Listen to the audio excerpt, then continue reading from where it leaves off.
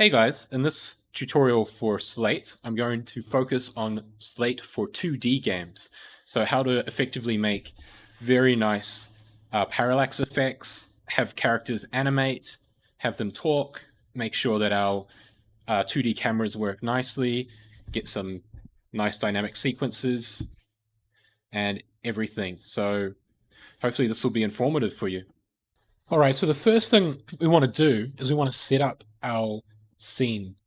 So the idea that I have for this cutscene is that I'm going to have it take place in multiple locations. Now, I don't want to change the actual scene every time I change location. So I want it to all happen in the same Unity scene, but basically take place in different thematic scenes. So what I want to do is I want to set up a bunch of environments. So I have some environments that I've downloaded for free from itch.io. These lovely pixel art backgrounds. You see it's actually split up into multiple layers, which is good because we're going to make it look really cool with our parallax effect as well. I think you can't really make a 2D cutscene without a parallax effect. All right, so we have these mountains, 3 different mountain scenes, and we have our one forest scene. Cool. So let's set these up. So the first thing when we're working with 2D pixel art is that we need to make sure our import settings are set to point. If we have it on bilinear, then we're going to get some really blurry looking pixels, and that's really not clean. We don't want that. So instead, we make sure we change it to point, no filter, and there we go. So that's our really crisp, really clean pixel art. So I'm just going to make sure all of these are set to point. All right, beautiful. So now the other thing that we need to do is we need to set up our pixels per unit. This is really important when working with 2D sprites, because if we have them of different pixels per unit, then we're going to have different pixel sizes like this one here. And so I'm going to use a pixel size of 32. The pixel size you use really depends on how you want to set up your game. It's basically 32 pixels inside one Unity unit. So if I create a square here, we basically have 32 by 32 pixels like that. So we're going to set everything to be 32. All right, so that's good. Our assets are prepared. Now what we need to do is we need to set up our parallax, because right now this looks quite boring, right? When I move it around, or when I move the camera around. It's not very dynamic, there's no depth, there's no excitement. We want to make this a really exciting cutscene. So let's set up the forest road first of all. So I'm going to get rid of that preview, and we want to drag in the back, the middle, and the front. So we have this here, and I'm just going to make a group for it called forest scene. Set that to 0, 0. Chuck these in there. Now I want to make sure that I have my sorting layers sorted out. So I'm going to add this background sorting layer. You can add a sorting layer just by clicking this. I've already added background and characters. So we've got background, and we're going to put it on all of them, and we're just going to change the order in the layer. So the very back one is going to be order 0, then 1, then 2. And you see that makes sure that everything is staying on top. All right, so now what we want to do is we want to actually tile this.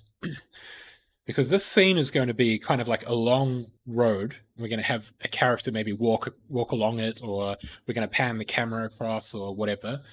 Haven't decided yet, but when we get there, we'll do something cool with it. Now, if I just stretch my background out, it's not going to look good at all. So what I want to do is I want to set the draw mode to be tiled, like that. So now when I drag out my width, it's going to repeat really nicely. So we've got that, okay? And now we're going to do the same for the middle. So we set it again to be tiled, drag it out. We can actually make it the same width as the middle if we want. And again for the front. There we go. And if we look in the scene, you can see we've got this repeated texture here. Now, importantly, for this to work, you do need to make sure that you change your mesh type from tight to full rect. All right, so now that we've got this, let's create a Slate cutscene and see what it looks like. So to make my Slate cutscene, I'm just going to go up to here, Slate, create a new cutscene. There we go. We've got our nice timeline, docket at the bottom. Just configure the window a little bit nicer. So I'm going to close that console. There we go. So now we have our cutscene. And what I'm going to do is I'm going to add a shot to the cutscene. So here I'm going to create a shot clip, create a shot camera, and there we go. And so you can see here, just like if I was to edit a 3D cutscene, I can edit the position of my camera here as well. I can change my field of view as well. So maybe let's do a 3 for this. I'll just add the director GUI for director GUI, drag it in. So we have our forest nice and set up. And if we were to add some motion, so I'm just going to grab my camera. So I'm going to start my camera here, and I'm going to move the camera across to the end of the forest.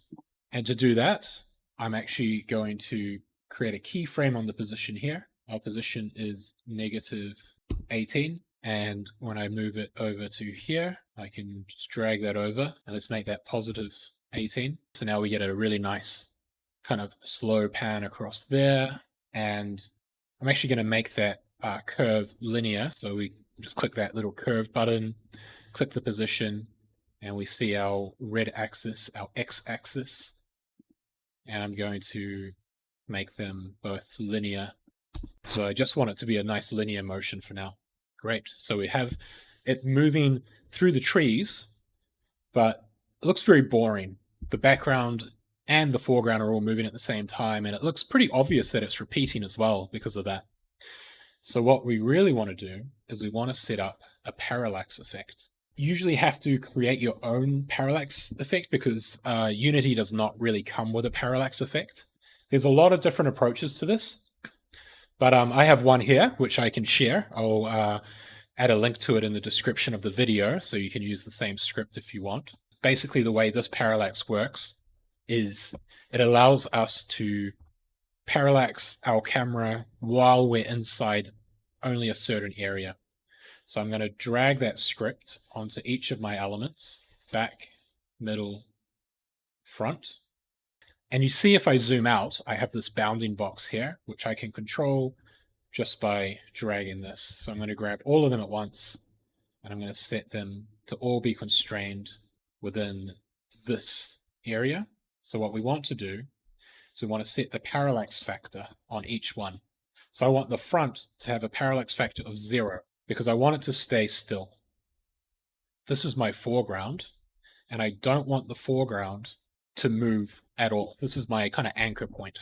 All right, and now we can set the middle one to have a parallax of maybe 0.7, and the back one, we're going to make that all the way up to 0.95. So the higher the number, the more static it's going to appear. So you see, if we look at the scene view like this, and I grab the camera and I move it across, you see the back barely moves and the front moves quite quickly because the front is basically relative to exactly where we are. So we're creating this nice illusion of 3D within it. Seems to work pretty well. So let's get rid of that camera and let's see the magic happen in Slate. So now when we play our clip, you see the background moves really nicely. It looks really cool. Cool, so let's set up a couple more scenes. So let's set up those mountains that we had before. So we have 3 versions of it, and I'm going to set up all 3 of them, and we're going to try to use all of them in our cutscene. A little bit ambitious, but let's see what we can pull off. I'll go through one of them because it's a little bit different to the forest setup, but I'll skip over the others. All right, so I'll grab this. So I'll drag all of these into the scene. All right, right now it's at 0, 0, 0, but what we can do is I could move my forest scene, but the problem with that is that if I move my forest scene, I also have to remember to change my camera. I could move the cutscene, but I don't really want to do that because I'm going to have all the other scenes in here. So I'm actually going to keep the forest scene here, and I'm going to move my new scene instead. So it's called Canyon. First, I'll zero it out. Then let's put it somewhere nice. So let's make it maybe 100 units over here. Then we're going to put these elements into our canyon. Make sure that they're also at 0, 0, 0. Good.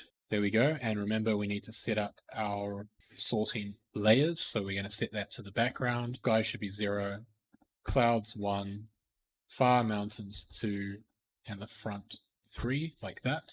All right, these look pretty good. Then again, remember we want to set them all to have our draw mode tiled, so we'll do that. And then we can actually set the width of all of them to be the same if we want to. So look at that, we can do that, and it looks really clean. I'm going to set it to about 30. And if we want to change the alignment a little bit of these elements, like maybe I want this to line up with this, then just for that layer, I'll adjust the size like that. And you'll see it'll peak out, but that doesn't matter because in the end, we're going to focus all our framing in here, and we can always extend our assets out to give us extra room. Even if we decide that we want our cutscene to expand further to the left or right, and we want to add more elements or something, it's completely doable with these nice tiling textures. So now what I want to do before I do anything is I'm going to use Slate, and I'm going to create a camera to frame it over here. And that way I can make sure all my framing and my parallax is going to work nicely, just like we did with the forest. So I'm going to create a camera shot like this, create a new shot camera. All right, and it's actually already in a nice place, actually. Let's make sure our timeline ends over here. So now we have this, and let's have a look at our camera. So we want our camera to have the same field of view. So I will grab that, paste that value, 3, nice. Okay, and what I want to do for this camera, I want to start it from the top and I want to bring it down. So we're going to do the same thing we did before where we create a keyframe. So we create a keyframe, and then I'm just going to drag this up. And you can see already we have a bit of a problem. By going up, we're leaving the sky, and we want to make sure that the sky is actually in view. So we can already start to address that. So let's add our parallax script onto these. So I'll just grab them all and I'll put our parallax on like that. For now, I'll set the parallax factor to 0, so they should all be anchored where they were like that. All right, so you can actually see that we have our scene here constrained, and if I just grab this camera and move it around, you see when I move it here, we no longer carry the parallax elements with us, and that's going to be really useful because we don't want objects from this little scene to leak into that scene there. Once we start focusing over here, we want only the elements in this scene here. So this is going to be a very useful little parallax script.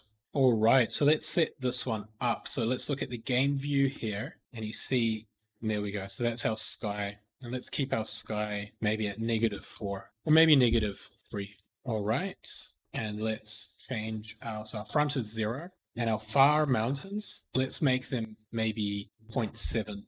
Oh, and I missed the canyon, so we want the canyon in there as well. So the canyon is going to be in front of the far mountains. So just add that there, reset the transform, add our simple parallax to that one as well. So I just copy it and paste it because we want to keep our size box here. And remember to update the layers 0, 1, 2, 3, and 4. And make sure it's on the background layer. There we go. Okay, cool. All right, so they're kind of coming in. Doesn't really look that great. And I really want to bring that canyon down. So what I can do is I can go to the end of the clip, and at the end of the clip, I'm going to adjust my offsets for these. All right, so I want to balance the offsets and the parallax factor. Okay, so what I'm just going to do is I'm going to move the forest over there, move this here, and set my end bar here because I just want to isolate this right now. And so now I can just go into here and I can modify everything and see how it looks. So let's start. So the front is fine. The canyon's okay. I think I might want to move it down, move this and kind of line this one up here. So the river comes kind of through the middle. And because of that, I'm going to change the back mountains as well, just so that they kind of peek over. And I think I'm going to bring these mountains up a little, or bring the canyon down a little. All right. And actually what I'm going to do is I'm going to do another clip. Actually, no, I'm going to keep the same clip, but I'm just going to animate the X position as well, just so we see what that looks like. So I've already got my key here, and I will go to the end of here, and I'll add another key for kind of coming back a little bit, and I'll just edit that curve in here, make them nice and linear. All right, so now we can get a little preview of what it looks like when we go up and down and when we go left and right. So our clouds are over here. There we go, that looks really nice. What I could do as well, I don't know if it's going to look good, but we can try it, is bring some clouds in front of the mountains too. Obviously, we can take this further, and we're going to take it further, and we're going to animate these clouds as well. So what I'm actually going to do is I'm going to make use of Slate for this. So what I can do is I can drag in my clouds, and I'll put both of them in like that. So we have now got an action track on both of these.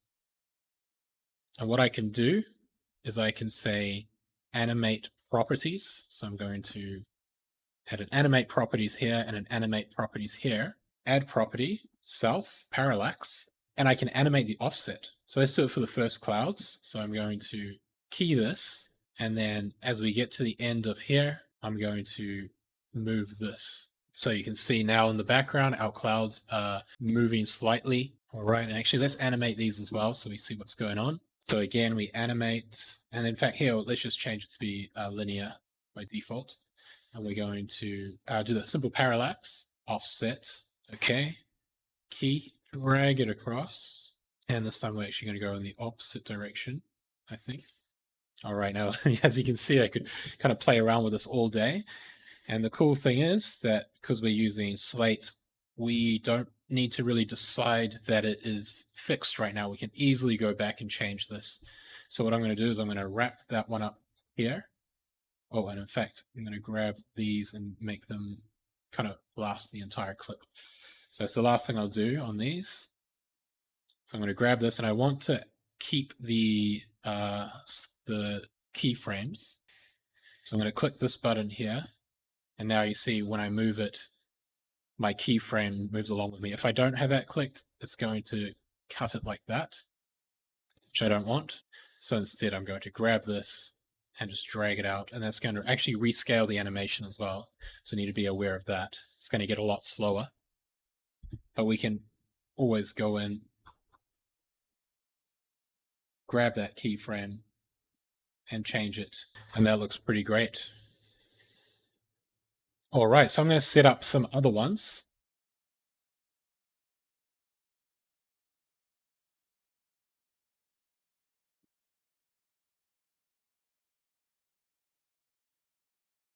All right, we're going to create another camera shot clip.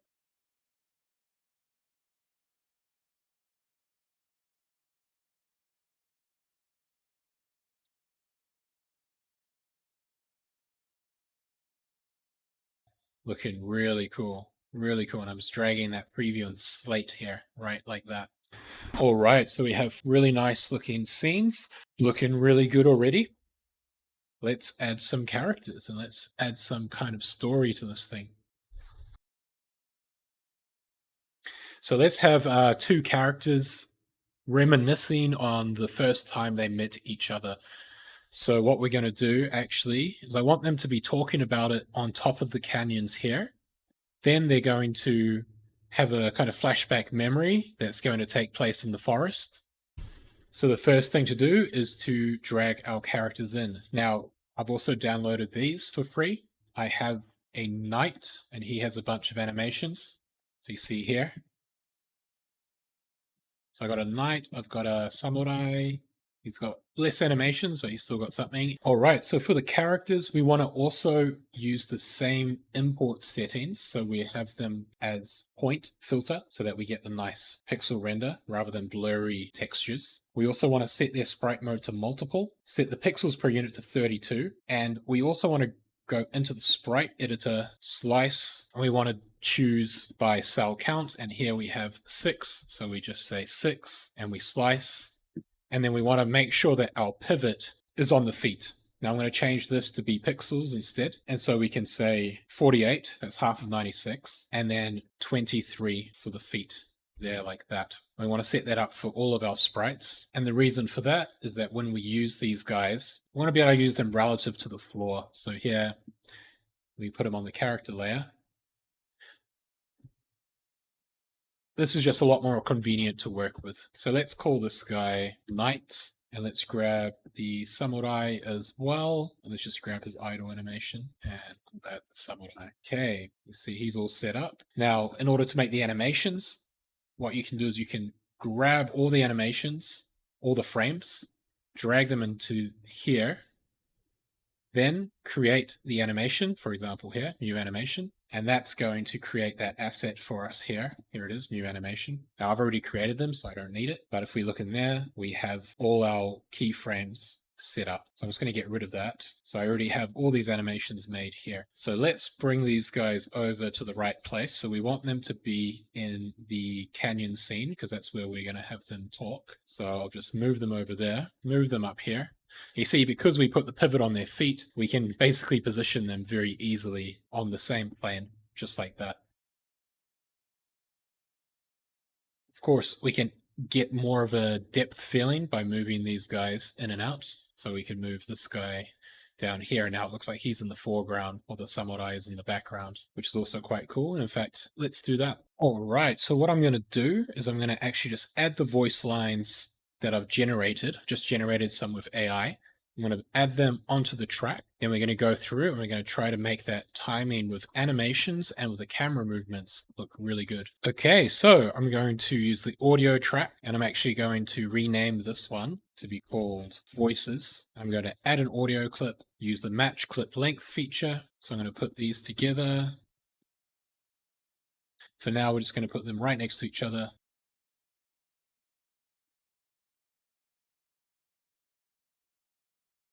Now, obviously, we need to grab our other cameras and move them away. And what I'm going to do here is actually, I don't want to expand the keyframe, so I'm going to turn that off. Then I'm just going to pull the whole thing over like that. There we go. And now it's going to come through and we're going to kind of stay on there. And actually what I want to do is I want to frame these guys a little bit better. So I do like the coming down. This is really nice, but I want to make sure that that position is maybe over here or something because I want to frame in on them after. So I'm just going to adjust this. So we're going to start here, but we want to start a little bit to the right. So it's 110 maybe. All right. Now I don't want this, so I'm just going to delete that key. So I want to come straight down until this point. So what I'll do is actually I'll add a key back over here. That. And then I'll edit this key. In fact, we'll just drag it here.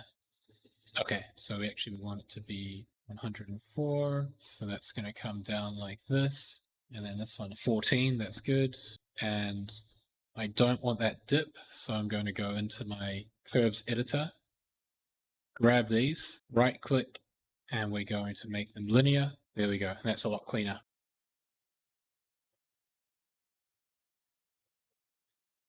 And so we kind of want to start the voice line around here. So we're just going to move these over to about there. In fact, let's do it here once they stop moving. All right.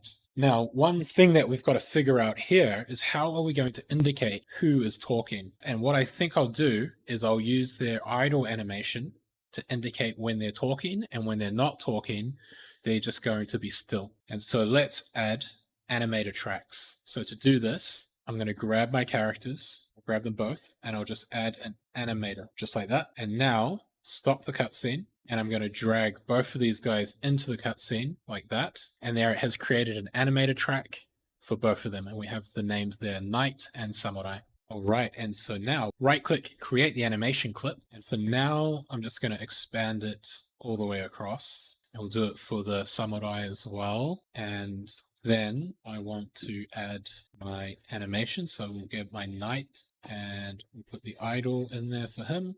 And the samurai, he has an idol as well. Okay, so now there they are. They're just doing that idol animation. So that's cool. But like I said, I want only the one who's talking to do the idle animation. So we're going to look at this here. And in fact, what I'm going to do is I'm going to put the audio tracks with these guys instead. That's going to be a little bit easier to line up. So I'll add these like that, and then I will just move these across. So I will cut that, paste it there, and I'll do that for all of them. So here the knight is going to do his animation. And what I can do is I can just press the S key, and that's going to split it right there. So I can very quickly go through, finding roughly the area, pressing S with the clip selected, like that. And then I'm going to delete all these clips like that. And if I zoom in a little bit, I can make sure that they're exactly aligned. Now, we don't really need this action track right now, so I'm just going to delete it. And that's going to put these right together. And I'll delete these ones as well. Okay, good. And let's just do the same for this guy down here. There we go. And that's going to be how we indicate who's talking. Pretty simple, but I think it's going to be an effective trick. Let's see what it sounds like. I guess we're stuck up here now. Aren't you sweating underneath all that armor? Yeah, but I can't exactly take it off. Why? Are you too ugly to show your face? I don't know. These are the only sprites I have. Well, anyways, remember the first time we met? How could I forget? All right, so we'll need to do some adjustments. I'll do some of those, but let's also just add some subtitles. So just by clicking our audio clip.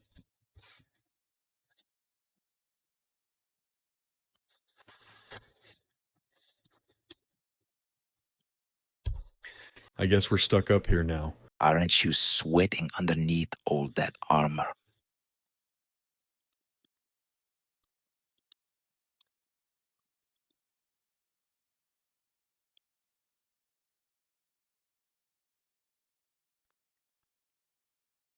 All right, and so we have all those subtitles set up. How could I forget?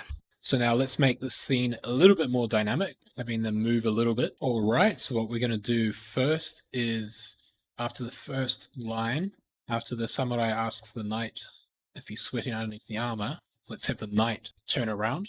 So what we'll do there is we'll add an action track. Let's put it underneath the animator. And at this point, I'm going to just do a scale 2, and I'm going to make this just be one frame, and we'll just make him scale on the x-axis, just like that. There we go. So by making that just one frame, we can basically just make him turn around, and we don't have to do any transitions or anything like that. Okay, and we can even move this a little bit earlier, maybe. See what that sounds like. Aren't you sweating underneath all that armor? Yeah, but I can't exactly take it off. All right, we'll try to make it sound a little bit more natural. So let's see at what point he should react. Sweating underneath all that. So let's say at this point he wants to start turning around to reply, and we can move his reply a little bit earlier. Aren't you sweating underneath all that armor? Yeah, but I can't exactly take it off. There we go. So we don't need to wait so long. We can make it feel a little bit more natural. All right. And now what I want is I'm going to move the samurai to over here. So what I'll do is I will create an action track for the samurai like that. He's going to walk over here basically. So to do this, we can create an animation clip like that. And I think he actually only has a run. So he's going to do a run. And on our action track, we can basically translate by. So when we translate by, we can click this per second. And that's going to make this a lot more convenient because we can just say 3 units per second, for instance. And we can change this to be linear. And there we go. So I want him to move there. And then as he's moving there, we'll have the knight turn around again to face him. Okay. He gets over there. Before we go on, one important thing. We need to turn off the root motion on these characters. So I'm going to stop playing. We're going to grab this. We're going to grab the animator track, and we're going to turn off use root motion. If we turn use root motion on, then our translations will become reset, and we don't want that to happen. We want him to run over there and stay over there. All right, so in this case, the length of the clip determines the distance because we're using the per second. So I'm just going to move this a little bit further there because I don't want him to go too far. So I want him to go here, and then he's going to stop, and we're going to make him do his idle again. So we'll just add All right. This one as well, we want to do the translate. So we're going to do scale 2. Make it just 1. And we're going to scale him to face the other way, like that. And in fact, we can make it a little bit more natural by having it happen a bit earlier. And let's move his voice line. And we'll just make all these kind of cool adjustments. So he's going to do that. Too ugly to show your face. And as he's saying this, let's get the knight to pace in the other direction. So we'll do the same thing where we create a translate by and use the per second and linear interpolation. And we'll copy that scale, put it there, zoom in just so we can snap it a bit easier. And he needs to have his run animation or his walk animation. So we'll grab that, we'll give him the walk, and we'll just match that to the length of this. Then play an idle like that. And he's kind of going too far. He's walking off that. So let's just have him stop about here. So it's pretty easy. We just look at the track, and remember, because it's per second, we can just drag this over here, and we're not going to have to readjust anything. And in fact, his feet are a little bit close, so what we can also do is we can just move him up a little bit on the y-axis. So we'll go to 0.3. There we go, and that looks much more natural.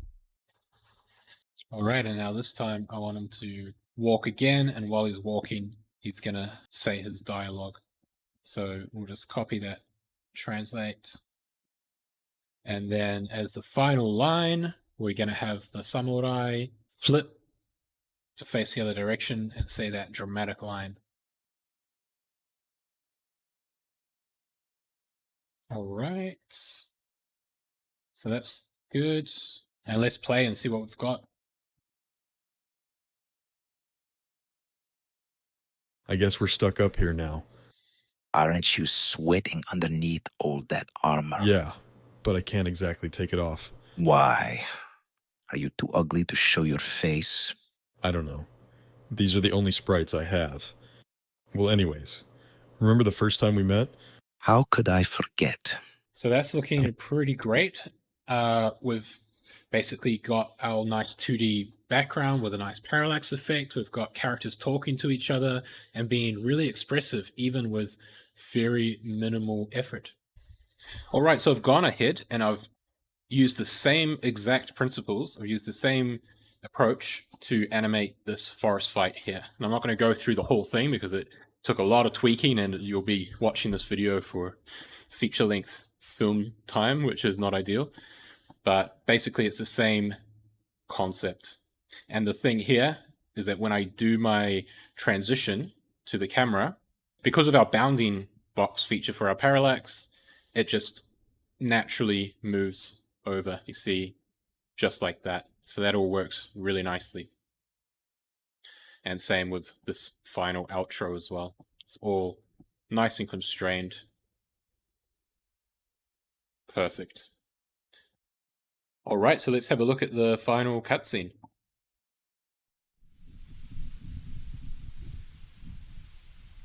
I guess we're stuck up here now. Aren't you sweating underneath all that armor? Yeah, but I can't exactly take it off. Why? Are you too ugly to show your face? I don't know. These are the only sprites I have. Well, anyways, remember the first time we met? How could I forget?